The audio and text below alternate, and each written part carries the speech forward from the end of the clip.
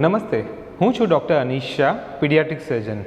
Paediatric સર્જન એટલે એ વ્યક્તિ જે નવજાત શિશુથી લઈને 18 વર્ષના બાળકો સુધીમાં સર્જરી એટલે ઓપરેશન કરે છે.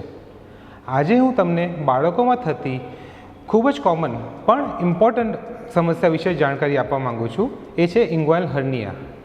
ઇન્ગ્વાયલ હર્નિયા બાળકોમાં ખૂબ જ કોમન છે. તે દર 700થી 800 બાળકોમાંથી એક બાળકને થતું હોય છે.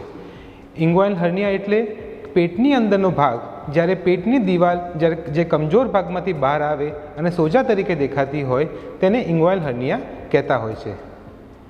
ઇન્ગ્વાયલ હર્નિયા કેમ થાય છે?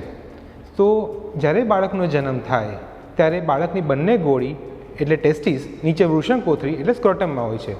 પણ જ્યારે બાળકનો જન્મ નથી થયો હોતો, બાળક માતાના ગર્ભમાં હોય છે, તે આ ગોળી બાળકના પેટની અંદર હોય છે. પછી જેવું બાળકનો મમ્મીના પેટમાં વિકાસ થાય આ ગોળી નીચે આવતી હોય છે અને જન્મ સુધીમાં છેક નીચે આવી જતી હોય છે. જેવી આ ગોળી નીચે આવે, જે રસ્તેથી આ ગોળી નીચે આવી હોય એ રસ્તો બંધ થઈ જતો હોય છે. પણ અમુક બાળકોમાં આ રસ્તો ખુલ્લો રહી જતો હોય છે. ખુલ્લો રહી જાય એટલે જેવું થાય કે બાળક જ્યારે જોર કરે, રડે, અમળાય એટલે પેટનું પ્રેશર વધે ત્યારે પેટના આંતરડા કે આંતરડાની ચરબી એટલે ઓમેન્ટમ એટલે કે ઇન્ટેસ્ટાઇન એ બહાર આવીને ફૂલતા હોય છે અને એને સાદી ભાષામાં સારંગાંઠ અથવા આંતરગાંઠ અથવા મેડિકલ ભાષામાં એને ઇન્ગ્વાયલ હર્નિયા કહેતા હોય છે. ઇન્ગ્વાયલ હર્નિયા માટે એક જ ટ્રીટમેન્ટ છે, સર્જરી. તે કોઈ મેડિસિનથી કે બીજા કોઈ સારવારથી ઠીક થતું નથી. હવે ઇન્ગ્વાયલ હર્નિયા ક્યારે ઓપરેટ કરવું જોઈએ? ઇન્ગ્વાયલ હર્નિયાનો નિયમ એ છે કે જેવું બાળકનું નિદાન થાય એને વહેલામાં વહેલી તકે ઓપરેટ કરી લેવું જોઈએ. કેમ કે જ્યાં સુધી આ ના કરીએ ત્યાં સુધી ઇન્ટેસ્ટાઇન અંદર બહાર થતા હોય છે અને ક્યારેક જો બહાર આવીને ફસાઈ જાય તો ઓબ્સ્ટ્રક્ટેડ હર્નિયા થતું હોય છે. જે સમયે ઇન્ટેસ્ટાઇનને લોહી પહોંચતું બંધ થઈ જતું હોય છે અને એ એક ઇમરજન્સી કન્ડિશન હોય છે.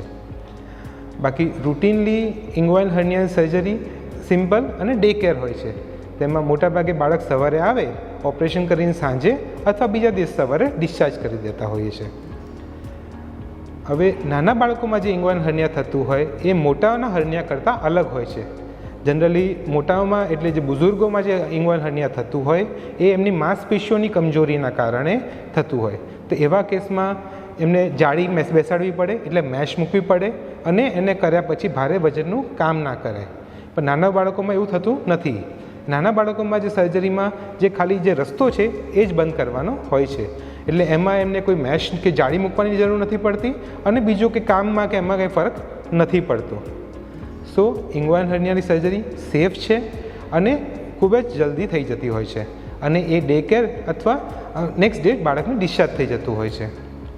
સો એઝ અ પીડિયાટ્રિક સર્જન મારા તમારા પેરેન્ટ્સ માટે એક જ મેસેજ છે કે જો તમારા બાળકને આવું કંઈ સોજો દેખાય અંડકોશમાં કે જાંઘમાં તો એ તાત્કાલિક પીડિયાટ્રિક સર્જનનો સંપર્ક કરવો. Thank you.